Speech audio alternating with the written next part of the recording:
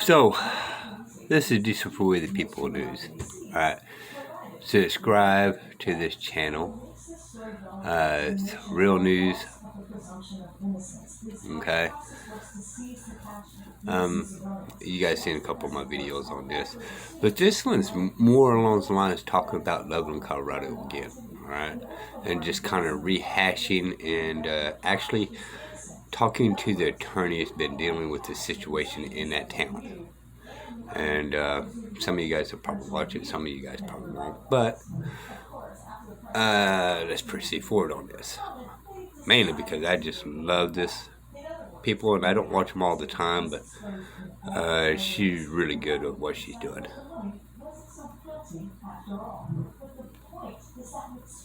And today, that's exactly what we're going to do by looking at a pattern of behavior by cops in a small Colorado town that has led to a series of questionable incidents, including the shooting of a dog and the violent arrest of a 73-year-old woman with dementia. But the videos only tell part of the story, and we will investigate why this suburban enclave has spawned so many national stories of police overreach. But before I get started, I want you watching to know that if you have evidence of police misconduct, please email it to us privately at par@therealnews.com, and we might be able to investigate for you. And of course, you can always message me directly at Tea's Baltimore on Facebook or Twitter. And please like, share, and comment on our videos. It really does help us. And you know I read your comments and appreciate them. And if you can, hit our Patreon donate link below, and we have some special goodies for our Patreon family. Okay, now we've gotten that out of the way. Now, as you already may know, Stephen and I got our start covering policing in the medium-sized city of Baltimore, Maryland. It has been, and still is, a hotbed of police corruption. Notably, in 2016, the Department of Justice found that the Baltimore City Police Department had been engaged in a practice of unconstitutional and racist policing for years. And recently, we were home to the notorious Gun Trace Task Force, a group of 8 officers who robbed residents, dealt drugs, and stole overtime. But since we've been producing the Police Accountability Report, we have found that big cities are not the only communities where police feel free to run amok. In fact, we have obtained a series of police encounters caught on body cam that reveal a disturbing trend that has become a stark reality in this country: aggressive policing in communities that are hardly cauldrons of crime. That's why the focus on today's show will be a fairly tranquil suburb of Denver known as Loveland. The city of roughly 71,000 residents sits just an hour north of Colorado's most populous city. It's a relatively quiet community, best known for having one of the largest sculpture gardens in the world. It also has a crime rate well below the national average, which Stephen will be talking about later. All the elements of what most would say is a town hardly in need of a large and aggressive police force. But like many towns in this country, that is not the case. Not hardly. Instead, as you can see in these body camera videos, Loveland police have been involved in some troubling cases that have brought national attention to the town's law enforcement agencies. A series of brutal incidents that only emphasize the point that Americans' unchecked hunger for law enforcement has led to a myriad of abuses. The first incident involves this: the arrest of 73-year-old Karen Garner, a woman who suffers from dementia. On June 26, 2020, Garner had been shopping at a local Walmart when she forgot to pay for roughly $14 worth of goods. While walking home along the highway picking wildflowers, she was confronted by Officer Hobb, who instead of assisting the woman who promised to pay for the items, instead took her to the ground violently, fracturing her arm and dislocating her shoulder. We will show the video, but I warn you, what happens in this footage is upsetting to watch. Do you need to be arrested right now? No. Okay. Let's stop. Come on. I'm going home.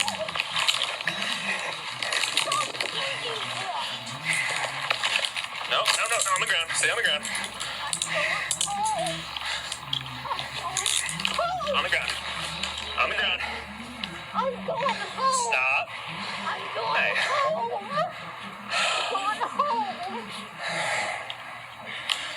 Quit. I'm going home. But that's not where this story ends. After the incident, video obtained by Garner's attorney, who we will be talking to later, shows Loveland police joking about her injuries. Let's watch them in action. you're excited. What you got up to see? You're like short motion today. Yeah, we talked a little bit, but she told it all like I say, hey, I'm fighting. I have everyone to run code and right for. I was like, I'm fine. I can handle it. I mean, God. I was like, all right, let's go, girl. Let's make it. Right on the ground, all that stuff. Got her cupped up. That was eerie. And I had her get the program showed up. But the cup like here on her hand. I'm like, It's also interesting to note how one of the officers seemed to feel uncomfortable about what occurred, but then is later encouraged by her colleague not just to accept the violence, but revel in it, as you can see here. How do you think that went? what? That was crazy. You do? Did you know? Apparently you did not. No, I didn't. I thought we were strictly question. But every time I try to jump in, like I got pushed off to the side, so I don't want you to think that I'm not acting. I didn't think you were. I thought you were right in there the whole time. It's important to note that as these officers were reviewing the body camera footage of Miss Garner's arrest, she was left sitting in a cell without medical treatment for nearly 6 hours, while the officers fist bumped each other and joked about her being senile, old, and flexible. But that's not the only shocking video of Loveland police in action. Just 1 year prior, another brutal incident occurred on June 29th when Wendy Love and Jay Ham parked in an empty lot to stretch their legs and walk their dog. The owner of the lot had spotted them on a security camera and called the police. But when Loveland police officer Matthew Grashorn arrived on the scene, before he even spoke to the couple, he did this. Let's watch again, and I must warn you, this video is very shocking to any animal lover, so please skip forward if you might find this upsetting.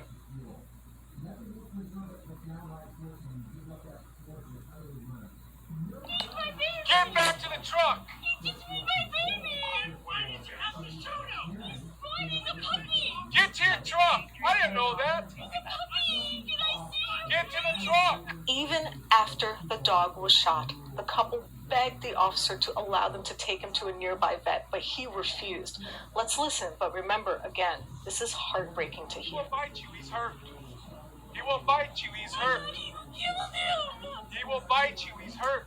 Daddy! Sir, tell her to get away. He will bite her, he's hurt. Maybe you ought to have your dogs in your truck then. Is this your property?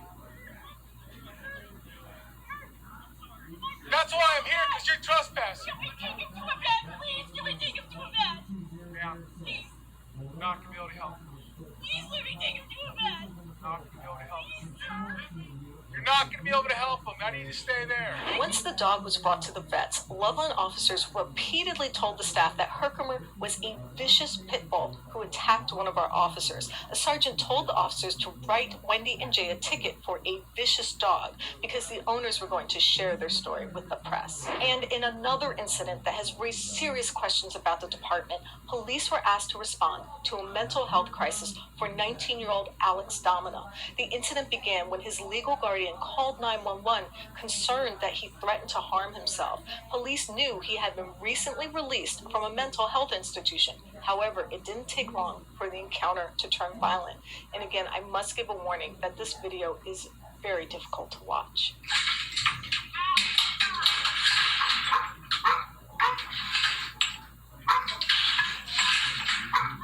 Alex, man, I need you to stop and just talk to me, bro. Put the knife down, brother. Stay over there. Do not come near me. Don't come near me. One at gunpoint, he's not stopping. Don't come near me. Stop. Stop, Alex. Stop, man. Don't make... 236 shot fired.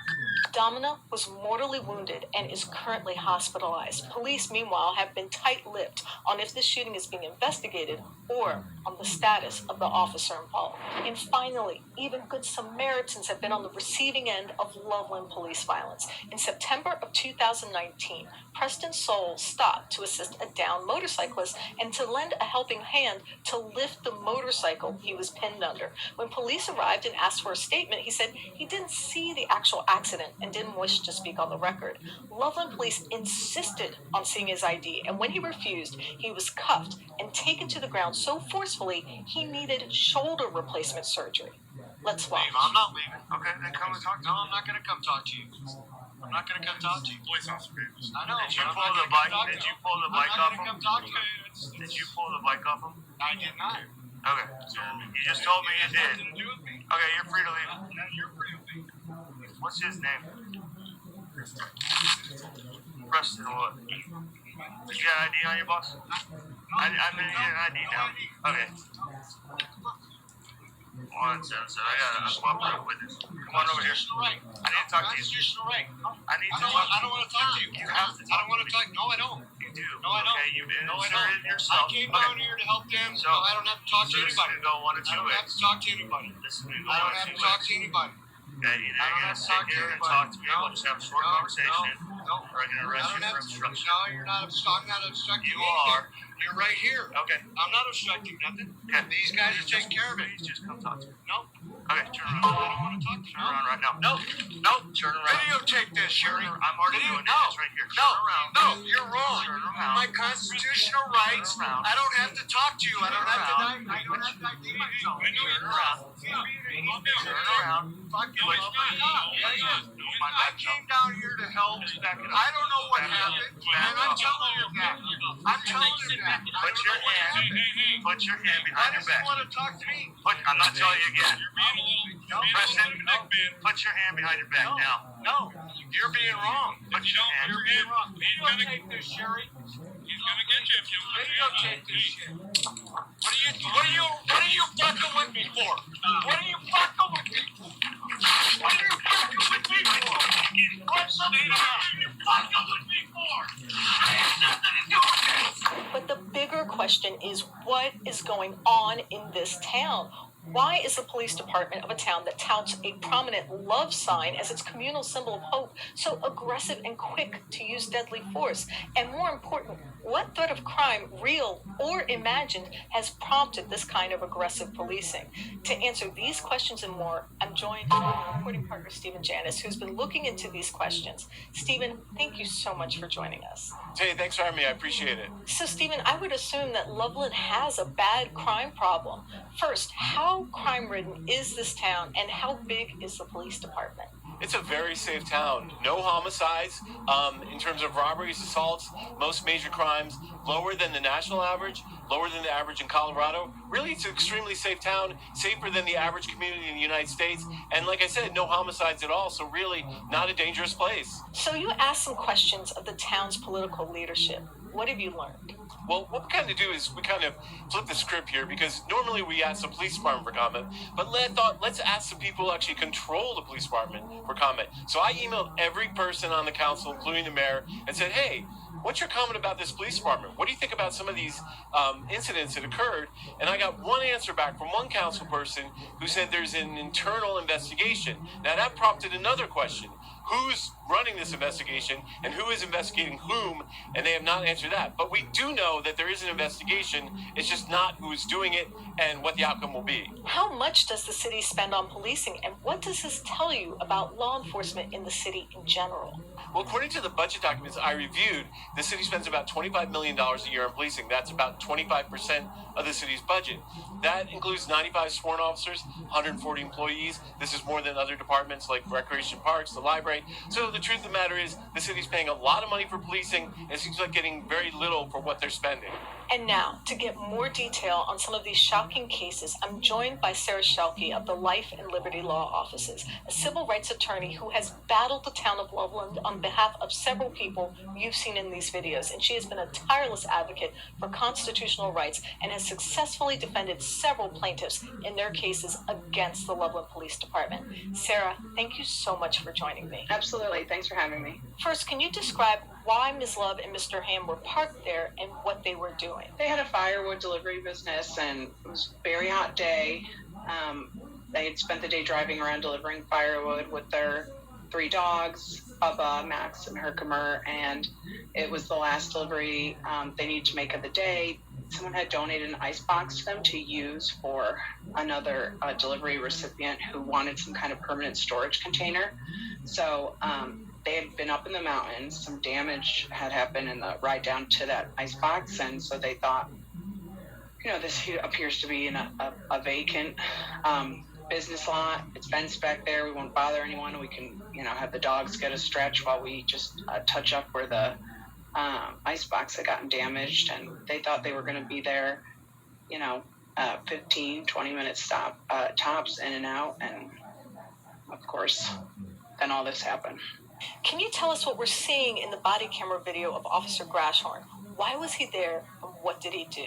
Business owner was apparently watching watching surveillance video remotely, and had called the Loveland police just to say, hey, there's some people in my parking lot, and I had some trouble with my dumpster lock once, and I want you to make sure they're not messing with it.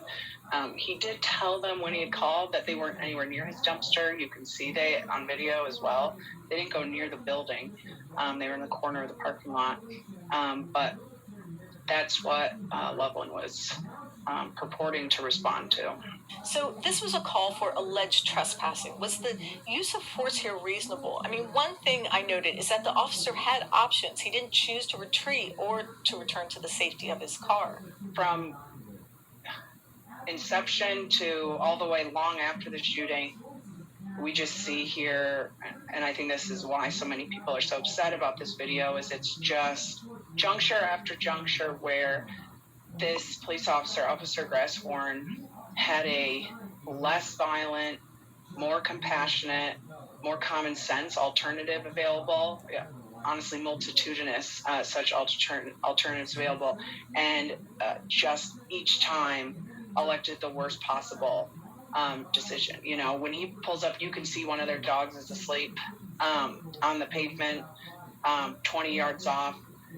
I mean, we have the Dog Protection Act in Colorado that was passed in 2013. There's a lot of specific requirements for police officers in terms of giving owners an opportunity to get their dogs leashed up before they do something like ambush them and create a scenario where force is having to be used, which, of course, I don't think anybody still thinks that this would be. But he didn't do any of that. And what it looks like on video is that he was trying to sneak up on them. And when one dog begins to run towards him, he wanted to use his gun. When Bubba, the first dog, was called off, Herkimer was asleep in the truck and came out to see what the excitement was about. I don't know how, what was, I guess, devastating just for me as a dog owner and just as a member of this community is that this is like a broad daylight in the middle of a suburban town scenario that, yell all you want about a petty trespass or about like a not having a dogs on leash type of thing. Those are still pretty reasonably foreseeable events in day-to-day garden variety life and policing. And for an officer to think that they can just, if the box is checked for even the slightest crime having been committed, that they can just start shooting, putting lives at risk, really. I mean, this is pavement, there's ricochet, there's actually a gas well like 10 yards off. It was just so reckless. There's so much recklessness in this, and just so much that there's just no explanation. There's no reasonable explanation for it. Nothing about this was reasonable, and starting with the shooting, but certainly going into once Herkimer was shot as well. I mean, the treatment of the family was just grotesque. I found it strange that the officer denied allowing the family to take their dog to the vet, telling them it was too late and that they had to wait for backup to arrive. How is the family of the puppy Herkimer? How are they processing watching this shooting and being denied the chance to save their dog's life? One way Wendy's put this event and describing it as, which I thought was poignant and relatable, she said that their lives, they had a life together as a family that ended that day, and it dissolved in that moment. And you can see it and you can feel it as it happens. I mean, I felt watching that video like there was just no way I was prepared, that anyone could have prepared me for the gratuitousness of the violence upon somebody's family member by a police officer, by people who are supposed to be protecting us. It honestly killed part of my soul watching it, and I even spent like a few days driving around wondering if I could ever be happy again. And it wasn't my dog, it wasn't my family member, it was Wendy and Jay's, and they plunged into depression and suffered ceaselessly. I think they both said they've only been able to watch the video once, and I don't blame them. I wouldn't want to rewatch this. Max, their black lab mix, was very bonded to Herkimer as well, and he was never the same. I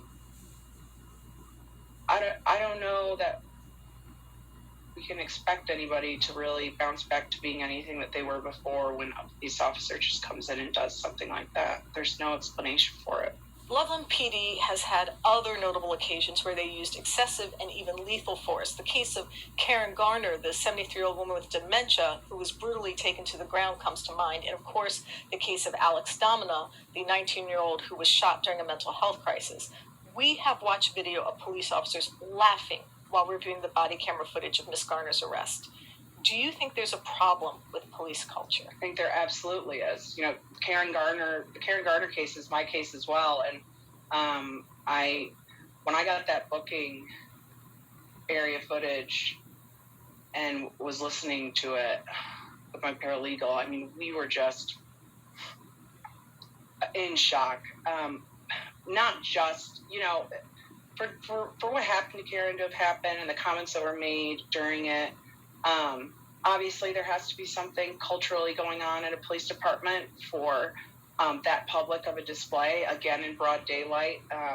There definitely has to be this inherent belief that they're never going to be held accountable, that they haven't been held accountable. There's a lot of things that have to be going on. But I'll tell you, when I heard them laughing, I heard the comment, the ready for the pop about they were rewatching body cam of breaking her shoulder and pulling it up and she's crying in a cell 10 feet away, being deprived medical care. When I had that, I said that if the chief of this department doesn't resign after I release this, then the problems with this department are a million times worse than any of us can imagine. Because I don't know how any leadership could survive an incident like that unless it's so bad and so entrenched that, we can't wrap our heads around it, which I think is where we're getting to, right? They're under the scrutiny of Karen Garner, of, I had a previous lawsuit with Preston Sal, another broad daylight, just a citizen who doesn't want to talk to police. They break his shoulder. This event with Herkimer, the shooting happens, and then, under all of the public scrutiny of that, they shoot this 19-year-old kid, Alex Domina, in his backyard. Like, what is going on there in terms of, of course there's a cultural problem, but there's also has to be a training problem. There also has to be a serious leadership problem. And then, I don't see how any of these things can happen without, as well, there just being a deeply foundational belief that nobody ever gets held accountable for what they're doing. So thanks to technology, I'm going to stop right here right quick. For my opinion, she may be a good lawyer and all that kind of stuff, and she may be on these people's side, right? However, we got to think about the most important things. 98% of the laws made today has been made up by attorneys, and then the legislature goes ahead and runs them through. So attorneys are part of the problem of these cops doing what they are doing. Also, we're upholding these police unions, right? We're upholding the bar unions.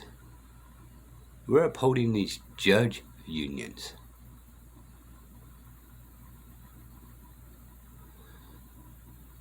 But that is the key factor. Work the way up to the top. Well, the president today don't have this executive power that he keeps saying that we had to follow these mandates or the executive orders. That is for his employees. So, they're thinking we are, or this case right now, Biden, is thinking that we are his employees. And why? Because we fell into the trap. We lost our power because of ignorance. And able attorneys. to see videos of police action, so we're able to trust the complaints of brutality and misconduct made by citizens. And now we know it's not just the Loveland police, that there's an epidemic of police violence. 3 people a day are killed by police in the U.S. What would you say would be helpful reforms or policies to curb police violence and misconduct? So the very first one is easy, and it's really goes to what's going on in Loveland right now, which is the body-worn cameras, institution of those programs everywhere. You know, a lot of reporters have asked me over these past, year and a half or so since I've had these boom, boom, boom, one lawsuit after another with Loveland. A lot of people just say, like, what? P.S. She never brings up qualified immunity the officers have.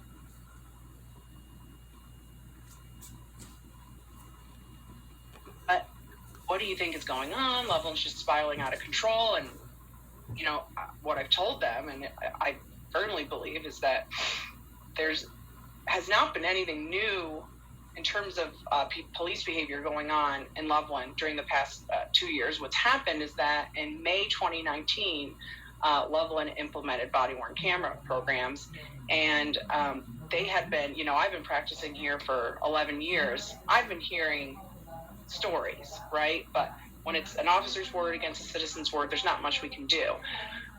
What we had is really a fundamentally, deeply, foundationally toxic police department who implemented body-worn camera programs and didn't think they needed to change their behavior. And truly, that's how core that we'll never be held accountable belief is that we're being recorded now, we're not going to change anything because we're the protagonists in every story, and we'll figure out a justification later. So this is not, these past 2 years and this seemingly rapid-fire lawsuits is not some kind of environmental cause. It's now we're just getting to have eyes on it, which is what makes the body camera so important. Now, I think the question that still troubles me about what is going on in Loveland is why police seem to be so generally desensitized to the chaos they inflict. One thing that seems to permeate all of these fraught encounters is a general sense I get that the officers were not trying to preserve life, but instead are fairly quick to decide that ending it would be the solution to the problems before them. I mean, if you think about it, there are so many ways the encounters we've seen could have ended. A woman suffering dementia could have been escorted back inside the store to pay, as she had offered to do. Officer Matthew Grasshorn could have retreated inside of his car rather than shoot an innocent dog. Officer Ash could have chosen to speak with other witnesses of the motorcycle accident and simply ignored Preston Sowell. And even in the turbulent encounter with Alex Domina, the officer had the option to retreat or even find Alex's guardian and escort her to safety and try at least to talk Alex down before shooting him 4 times. Which is why these examples of policing are so telling about the state of American law enforcement. They raise questions that might, on the surface, seem unremarkable, but I think reveal quite a bit about how police see us and how all of us, in a sense, have become suspect. It's a concept that Stephen and I have called blanket criminality. It's the notion that a community or a group of people is deemed criminal from the onset. It's the idea that the public, the civilians, the non-cops are somehow not worthy of the concept enshrined in our Constitution called the Presumption of Innocence. It's an idea that means that all of us are presumed innocent unless proven otherwise. And it's an extremely important concept because it means that our rights cannot be voided and our freedoms taken away until we are actually proven guilty of a crime. An idea that unless a prosecutor or a cop can prove beyond a reasonable doubt that we're guilty, we should receive the benefit of the doubt. But I think it's a principle that evidently the Loveland police have completely forgotten. How else can you justify the ultimate act of denying someone's rights by subjecting them to violence or deadly force? How more explicit can your ignorance of the concept be when you pull your gun before you try to use simple common sense to solve a problem that offers more than one solution? To explain what I mean, consider a story that may seem unrelated but is actually indicative of the loss of our presumption of innocence in general, and perhaps offers us a reason why. It involves a former U.S. Marine named Stephen Lara. He was driving in Nevada in February to visit relatives in California. Police pulled him over for allegedly following too close to a truck, but soon after that stop, something else unfolded that is even more troubling. Police asked Lara if they could search his car, and he consented. Soon, they found $87,000 in his trunk. Turns out Lara doesn't trust banks and keeps his money literally under his mattress. But to alleviate any concerns about the origin of the money, Lara produced ATM receipts that showed it all came legitimately from his accounts. But the police didn't care. They used drug-sniffing dogs to produce a false positive, and even though no drugs were found, they confiscated all of Lara's money, every single penny. Lara's life savings were suddenly the property of a bunch of highway cops.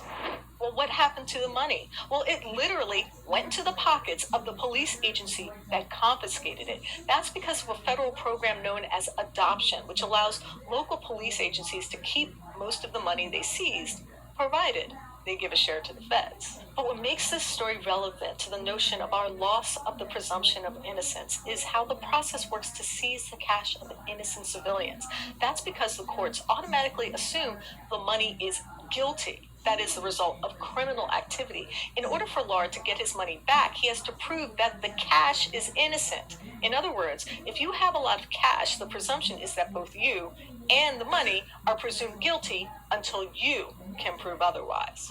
Of course, after the press started asking the DEA for comment, they decided to give the money back. In other words, when the act of taking it was exposed in all its ugliness, the government decided that the money wasn't so guilty after all. But the point is that an expansive police state has conjured a way to literally rob people of their possessions. They have cultivated an industry built upon the presumption of guilt. That means we actually start out guilty and have to prove our worthiness to a judge or a court just to keep our own property. And doesn't this in some way relate to the police violence we witnessed in the videos earlier in the show? Doesn't the fact that the Loveland police are so quick to use violence that they have also deemed us unworthy of the right to the benefit of the doubt? Doesn't it appear that with all the evidence you've seen, that the police value our lives less because in some sense, this notion of presumed guilt has worked its way into the culture of law enforcement?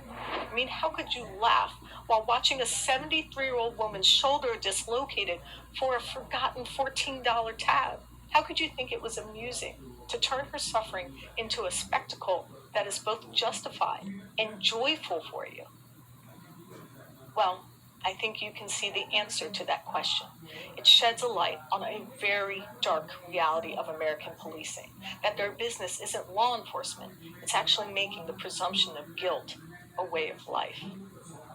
I want to thank civil rights attorney for her time in sharing her experience of fighting for justice for the citizens of Loveland, Colorado.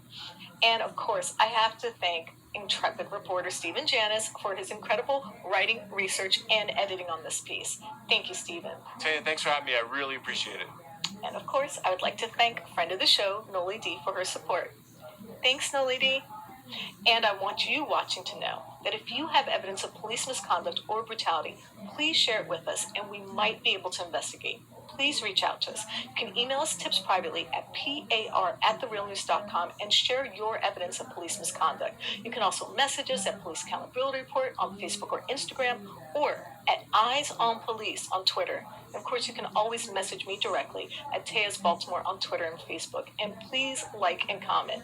It really does help. And of course, I read your comments and appreciate them. And I try to answer your questions whenever I can. And we do have a Patreon pinned below, so if you have the means and work like this is important to you, please consider a donation. My name is Tia Graham, and I am your host of the Police Accountability Report. Please Be safe out there.